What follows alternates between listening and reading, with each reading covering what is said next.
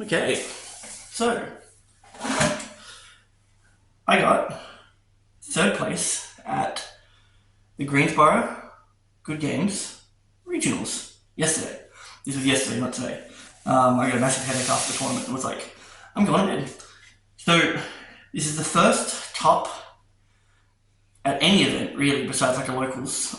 Besides like a locals, I haven't topped an OTS, didn't top a YCS, didn't. I think I went to a regional like 2 weeks ago, and maybe another one like last year. I didn't top any of those. They're not good.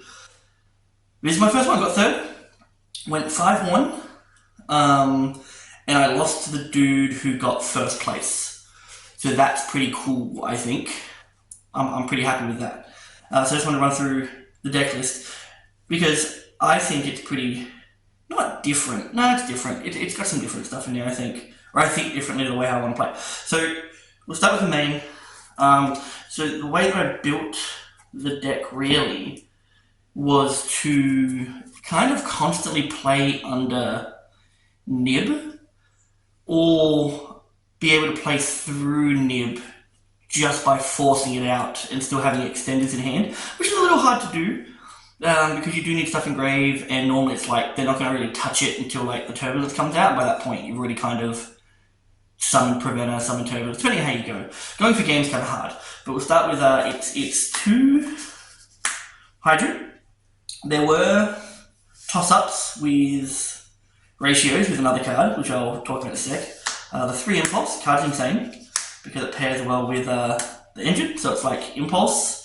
So you're going second, so it's like impulse into engine, and then engine grabs lifter, and then lifter grabs whatever spell that you want for whatever you're missing in your hand, and that just kind of completely sets up your going first play. So you kind of always have the ability to play, I find, with the way this deck works. And then like even on your own turn, if you still have an impulse, you can just like it just summons any rescue ace machine. So you can just kind of summon a preventer and then just get rid of more interaction, or if they're trying to get rid of your turbulence, you summon a turbulence and you can pop one on the field, and it's really, really good. And I even see it play in other decks with attacker, not engine. So you get the draw in the discard. And that also it provides bodies. Starting your board on 2 bodies is really, really nice, because then you can start threatening with like an SP, like straight away if you really want to start forcing stuff out, or you can go straight into like a heater and just try and build up a board that way and start just ripping through their stuff before you even commit your hand. And then it's the 1 lifter, only 1 because it's limited. I've moved away from the standard like normal summon lifter play, because now it's more with the wanted stuff. It's more get your hydrant out first on a special summon, then summon the lifter normal and grab the alert rather than grab the emergency, because I just think it's better board materials, better material numbers. And then the 2 preventer, crazy card. I'll talk about my matchups at the end, but there's a really cool play I did with this in Poplar, which was kind of nutty. And then 2 turb, that's a set 4 card, and the hidden pop. People do know it, because like good people do know it because they get rid of it first. They will mess with the turbulence before anything else, which is good, but it also just means that like you're not losing your preventer, or you're not forced to lose your preventer, or you're forced to lose whatever. So it's really, really nice. And then 3 witch. Because once again, it's kind of like Hydrant Turbo, like just get to your SP or get to your Appaloosa before Turbulence, and then you're safe. And this here is the card that kind of does it. Same with this one, to Ash. There was a ratio dispute, but Tony, he really talked me into playing 2 Ash and 2 Hydrant instead of 3 Hydrant and 1 Ash. Because I felt like the Ash just kind of stopped because I wasn't playing the full Snake Eye package. I was just playing these 2 and this one, and the 1 Poplar. Only 1 Poplar, and I think yesterday in 6 rounds, I only opened it once, which makes me think in like my placebo brain that when I was playing pure Snake Eyes, I was always seeing the other Poplar. I was always seeing the second one, not the first one. So playing 1 was actually was perfect, because it's also a good starter too. Like it's a fine normal summon, especially to bait stuff out if you've already got like an emergency and stuff like that, where it's just like, or you got access to Witch in that. Like sometimes normal summon Poplar, and then Witch, and then the Poplar comes back. Like it's kind of nutty. But yeah, so this does more than a Hydrant does on its own, theoretically, and it's true. But if it does get stopped, you're just kind of sitting there. But it's like, who cares? That's the monster line of like engine. Because then we go hand traps, got 3 nib. So I'm not playing a stupid amount of hand traps in this deck. It's more like ability to go first and second.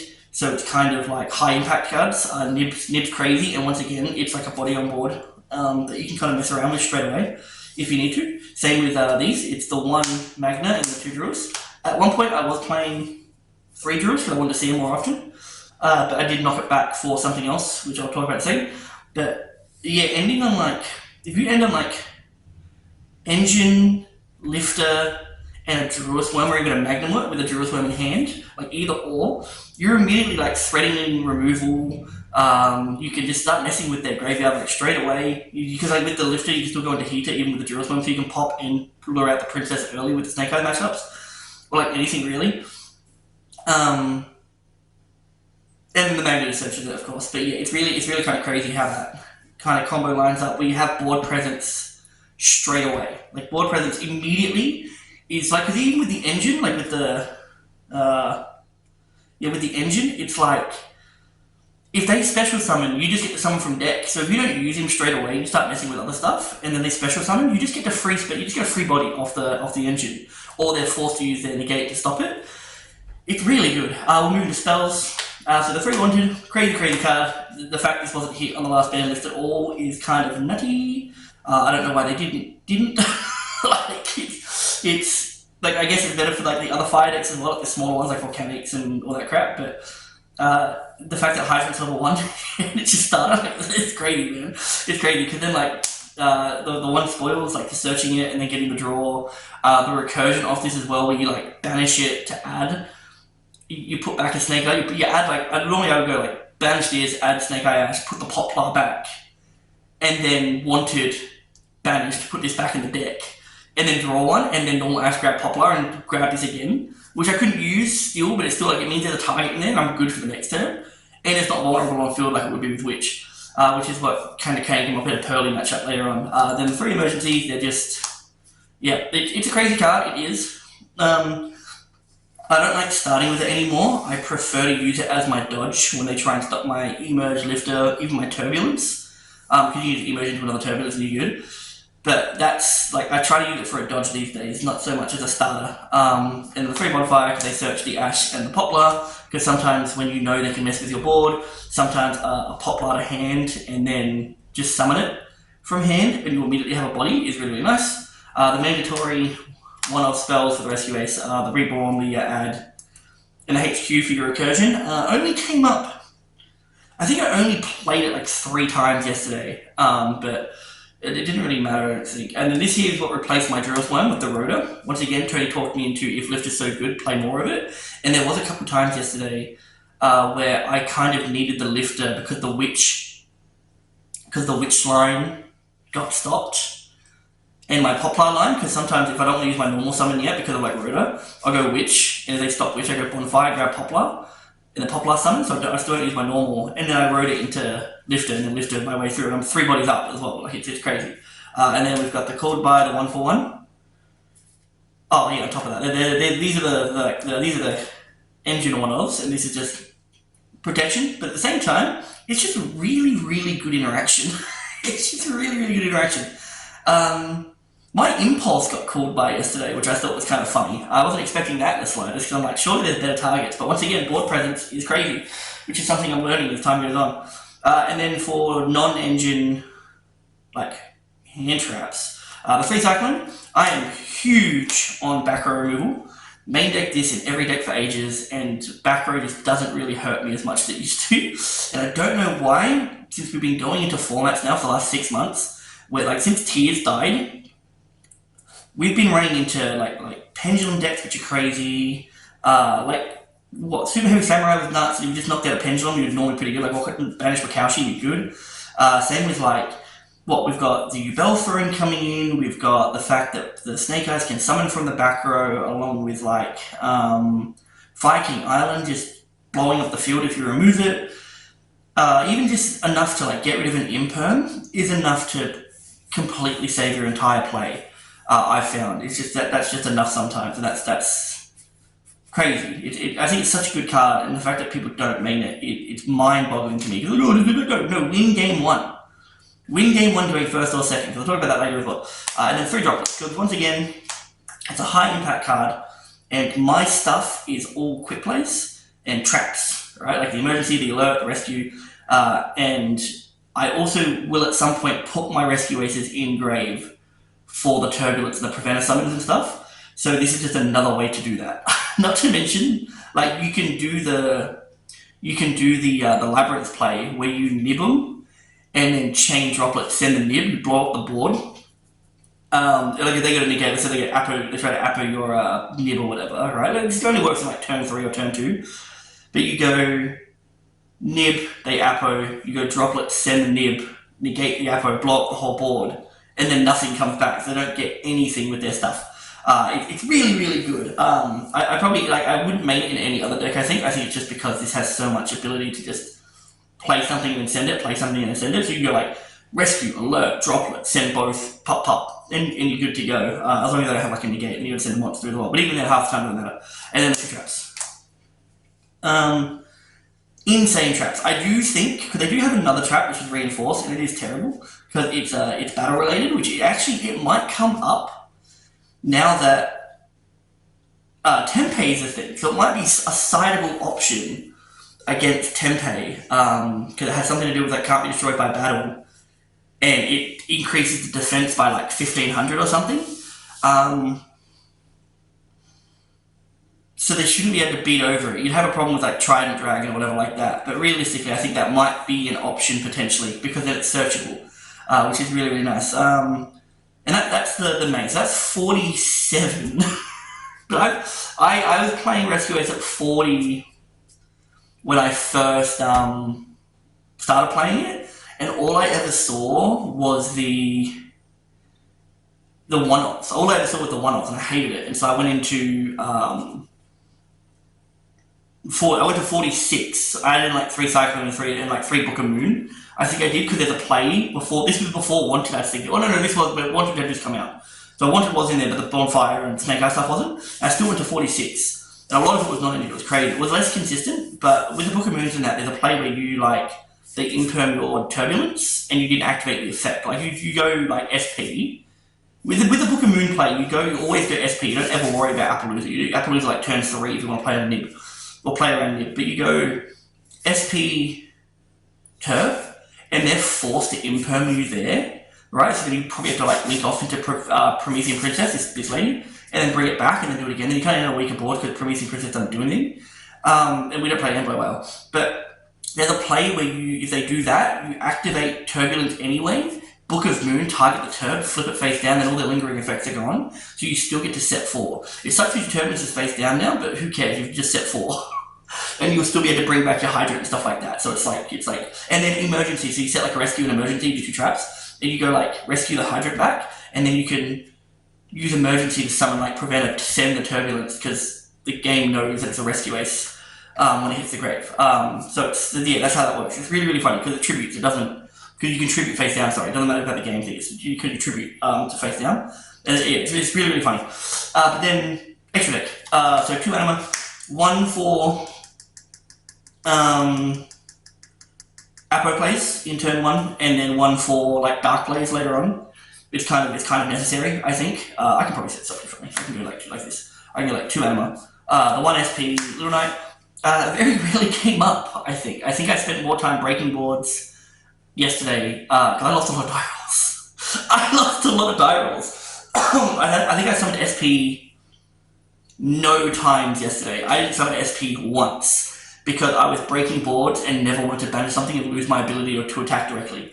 The 1 heater, this was at 2 at one point, and then I added in, I think, super poly targets, and so I took out a heater, because once again, you can go, I will use a heater in the Apo line, and I'd like one for later for OTKs, but Dark does the same, especially in this format, because I'll talk about that in a second as well. The 1 Nightmare Phoenix, crazy card. There was a point in my first duel where I had a Drillus Worm and I think an engine on board, because they ashed my engine or some crap, or they impermed my engine, I can't remember, but I think they ashed it maybe. So I had engine and Drillus Worm, and I linked the two into this, and then I got to pop like a judgment dragon or a punishment dragon and pop one of the back rows, which forced out the punishment early, and it was just an OTK from there. Dark, because it's just another charm, it's crazy. Also goes into your Celine plays. Celine's really, really good. I didn't summon it once yesterday because I never went access code, but it's very nice to have because in locals and stuff there, I have had to go through both OTK lines. No game got that grindy except for I think against Ryan in round 3. The princess played this at 2 at one point for like hydrant recursion, but it's just too tight of extra. You could knock out one of the OTK lines like the Celine and that if you really want to, but even Celine's good against like for like a 2-man Apo if you really want to. The access code didn't summon it. It's still really good though for like non-targeting removal and stuff like that, but it can be messed with too much. Raging Phoenix, realistically, you're running through to the Zealantis with this and it comes back for the OTK, but there were a couple of times we've got to like end on a Zealantis. Crazy cut. The fact that it wasn't banned is it's the only reason why you can OTK. Realistically, this would be the only OTK line. But then you probably try and probably have more extenders in there. Appaloosa, insane card. I love it to death. It single-handedly probably won me around my final round actually, which I'll talk about in a sec. The Goddess. This is for towers. Didn't get to summon it once, but I will talk about why I want this with my extra deck as well, or with my side deck. And then the Mud Dragon and the Guru for super point targets. So they're pretty standard, I think. Then the side. So the 3 judgments are mandatory. They are mandatory in this deck because the back row hate that you will hit when it comes down to evenly matched or evenly matched Harpy's Featherduster, Lightning Storm, stuff like that. If you don't put it in, it's like you might not see it. It kind of sucks to be Harpy still. But I didn't get board wiped once yesterday, and I never saw this card. I think even in one duel against Ryan, I didn't even put it in. I was terrified because he's really good at what he does. But I didn't put it in. I forgot. I was searching through it looking for my judgments on the side out for game 3, and I didn't even put them in. The 3 super polys, crazy board breaker, especially in the format coming up. If your room has room for super poly target, just go super poly. Because with what's coming out in the follow-up, everything's ending on like the same attack, like yubels and lightsworns, even purelly, just stopping them. They might not end on 2, but if you're going first in game 2, put a super poly in there and start stopping their stuff. Just watch out for streets pain in the ass. The 3 ash, this is for branded labyrinth. I don't like ash a whole lot. It's fine when you're building and you're testing because you're like, I just put cards in to see how the core runs. When it comes down to actual matchups and stuff like that, it's too 1-for-1. Like it doesn't stop too much these days, but it can stop a brand new fusion. It can stop a big welcome, and so that can be really, really nice. And in some decks, it is a tuner too, so it's great that they play it because then I steal it with heater. 2 ogre. Ratios on these last few come down to what cards in my main deck already did the same crap. I already have 3 cyclones, so I put in the 2 ogre as well because they kind of do the same thing, right? Like they're really for back row. Same with this one here. I put in 2 eldritch, 2 eldritch, bit of spice. I put him in 4 times yesterday. Didn't see him once. Which kind of sucks because a lot of times you just draw so many spells in this deck that it's just like, yeah, I think I'll eldritch here instead of anything else. And you can use it for like the set 4 and stuff like that. So there are times where you can send a set contain to like bring this. What is it? Yeah, you send a card because who cares? But then when you can summon it back, you send a set 1 or whatever. So you send a contain, summon the Eldritch with a huge attack, and then go emergency engrave, banish the emergency, put the contain back, and then you still got all your set 4. And then because I'm trying to play on the nib. I play a bit more conservatively. Speed on it for time. Never put it in. I probably should have put it in against Jack in round 5. That's the one round that I lost. Probably should have put it in against him and tried to secure a draw. But that wouldn't have put me higher up. I mean, look, realistically, if I won my last round as well, it might have been 2nd instead of 3rd, but who cares, right?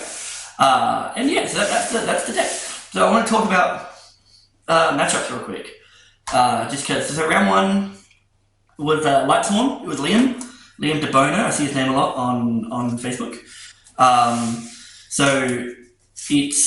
I don't know what lightsworn do, and I think it was just unlucky for him because I main Bestials. So because I main Bestials, and it just didn't work out as much as he wanted to. I don't think. I didn't know what the deck did. I don't know if it, I think it was just maybe meant to end on punishment. He did play like Rise to Full Heights in game 2, and that card's a prick. Like I had to deal with it twice in a tier limit matchup out of locals once. I have no. All you do is just set up, hopefully break the board, then just go again. Like it's so dumb, man.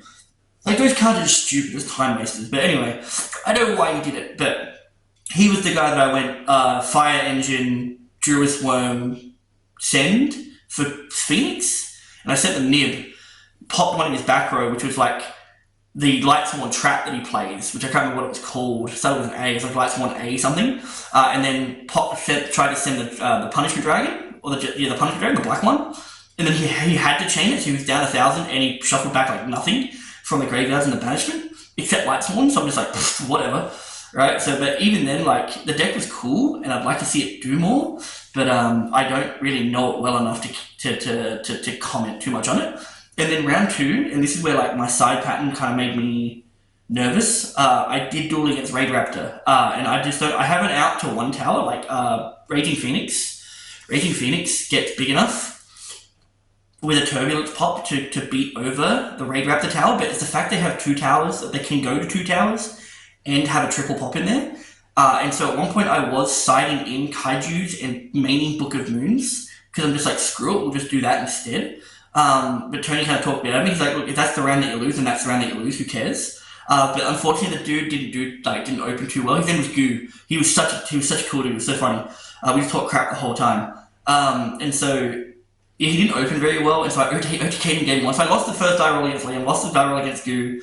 And so I just OTK'd him, and then I OTK'd him again in round 2, and he just didn't end on much, and I just had everything that I needed to kind of stop him, and I think I do it was like maybe 15 minutes long, which kind of sucked, but like he just couldn't get to his towers. It's like, what do you do about it, you know? Who cares? He seemed happy though. And then round 3 was against Ryan. He was playing like Yubel Spright. It was like a 60 card pile. It was crazy, right? How many like 0 attack fiends? How many 0 attack fiends that throne can search? Because he pulled out Capsule or whatever it was, the one that like when you link off you get to draw one. And so that was really funny. And so he went first, full board with like the Soul of Rage stuff. So he played the Unchained and stuff. So it was like we're talking Yubel Unchained Spright. And he went full board with like the Unchained stuff. And I broke it down a bit, but then just couldn't like secure a foothold. And then in game 2, I think it was like a 3-man Apo and a Turbulence with set 4 and like maybe a hand trap in hand. And so unfortunately he just kind of opened 2 Capsules and couldn't just play through. So I was like, yeah, okay, well, good. So he scooped, and then game 3 was a bit sticky. I misplayed once, but he let me kind of like, he was like, yeah, right, you do it anyway, it's fine. Like, because I don't like winning in time when it's my turn. I'm fine winning in time if it's their turn, because that's on them in the deal. So I tend to play a little fast, just to give them another turn, because I feel bad. I feel bad, because I'm just like, oh, but you're like fucking around. Like, but it's like, no, I should just like do my thing. And so I think at the end I was like, I'll attempt to go to end. He was like, yeah. I'm like, oh wait, I'll do this first. So I go emergency, set the contain. He's like, oh yeah, right, go for it. So he did have a bit of leniency with me there, and then he's like, even with, we go to game 3. So that was in game 3, and he went first, and we were kind of like back and forth. But he burned himself with Spright Starter like 2 or 3 times in the duel, and I didn't even do any damage to him. But I was just breaking board and setting back up again, because I'm just like, screw it, man. Like, let's just play the long game a bit. And he's like, even with the stuff that you had, I wasn't playing through. I just wasn't getting it. So I'm like, all right, cool, man. So he seemed a bit defeated, but Ryan's good at what he does. So it was interesting to see how he's like. This was actually a good cook. I didn't like his tier cook. His tier cook was retarded. But the one who was playing ages, it wasn't right. But anyway, this one was good. And then round 4 was against James Dean, not the porn star. And so he was playing Melodius. And I got really fortunate because Tony played Melodius on Friday. So I kind of already knew what the deck did, which I was like, whatever. And so game 1, he messed up his zones with his Link 2 and goes, oh, no, I fucked up too bad. Let's just go game 2. And I was like, all right, man, I'll take it. And then game 2, I went second. And I opened up not great, right? But I opened up enough. But he did double nib me in that game. But the fact that I just keep setting 4 and my recursion's just a little bit better than his, I think.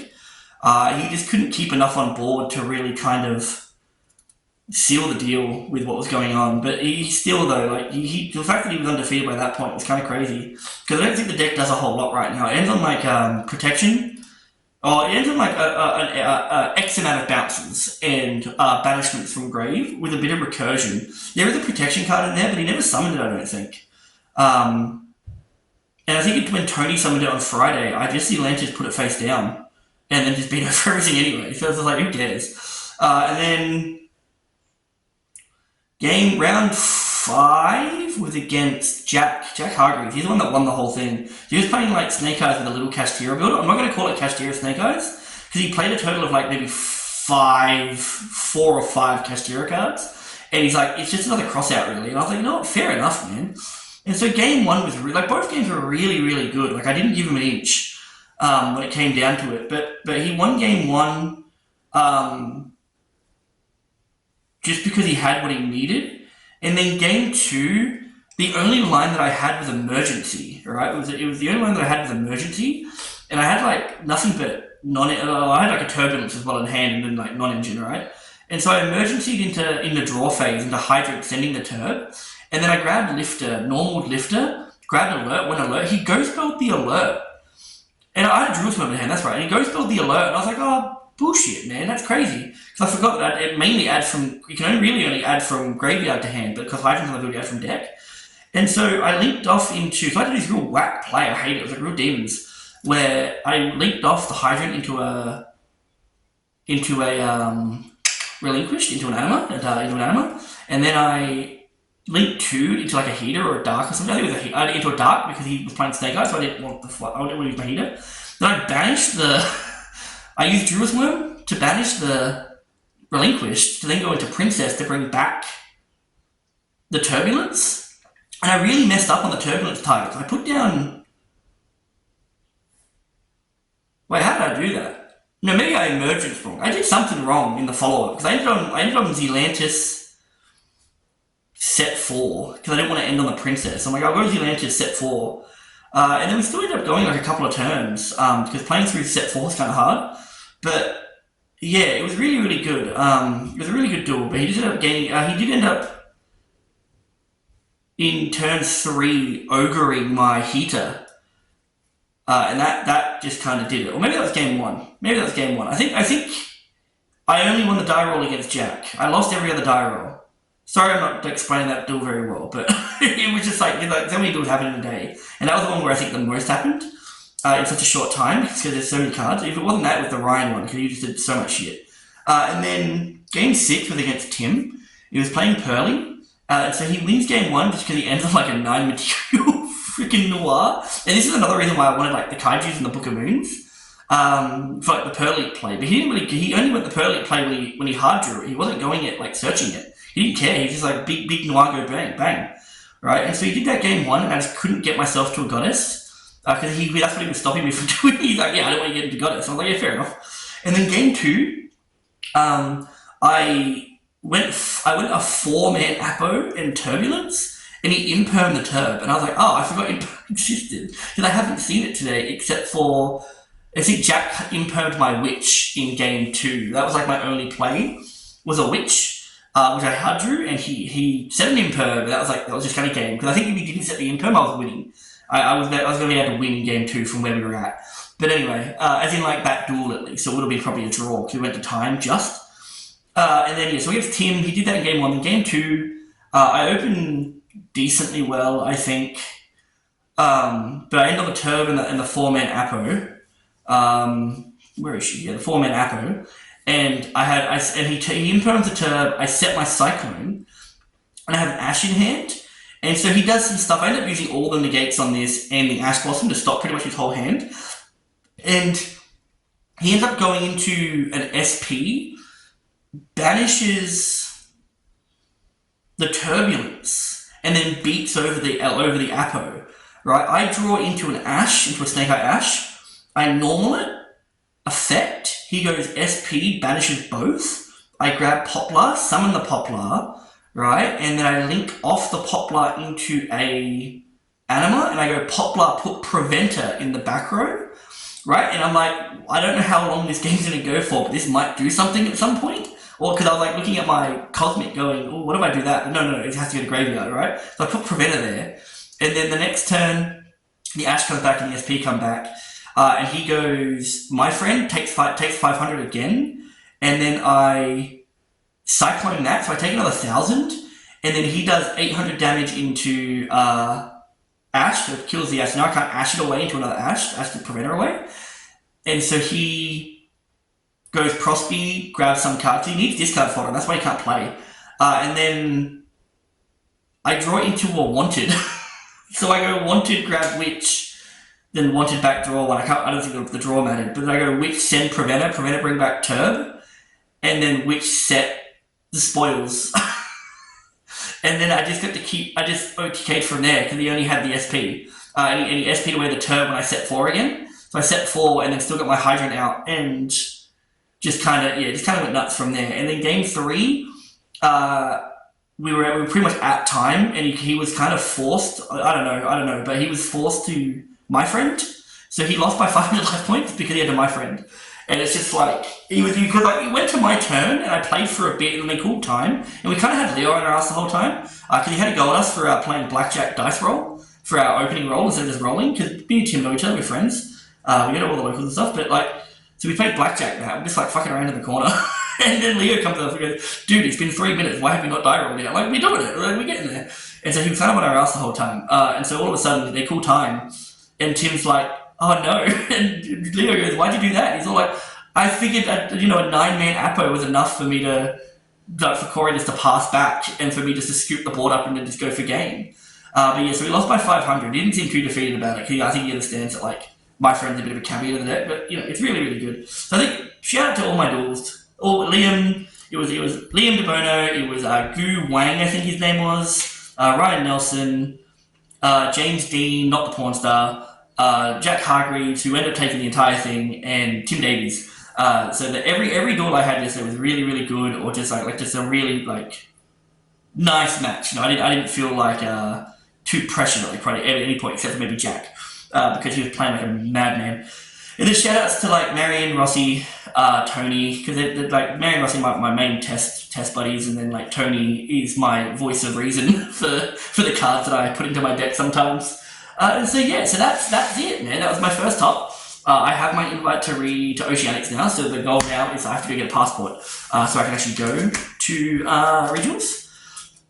And yeah, that's it. Hopefully, I'm thinking of going into Memento. I think I want to test with Memento for a little bit, because I think the fact that we can probably main Super Poly, and I think there's a line that I've worked out where you can end on the ability to go Chimera Dragus Depelia on your opponent's turn after a nib. After a Nibiru, I'm pretty sure, with Mason stuff still in hand, which you can't use because you need the big fucker. But even then, it's they need you got the big fucker. Whatever. We'll get to that when we get to it. But yeah, that's just what I'm thinking about at the moment. And it can mean Super Poly because extra deck is so limited. They've only got one fusion, and they get another one right before Oshi's, I think. So I'm gonna have to test with that a little bit as well. But I do want to work out the deck because I think that's going to be really, really good. But I think Super Poly is going to be crazy in its format. Anyway, I'm going to end it there. Thanks for watching, and I'll see you next time. Take it easy.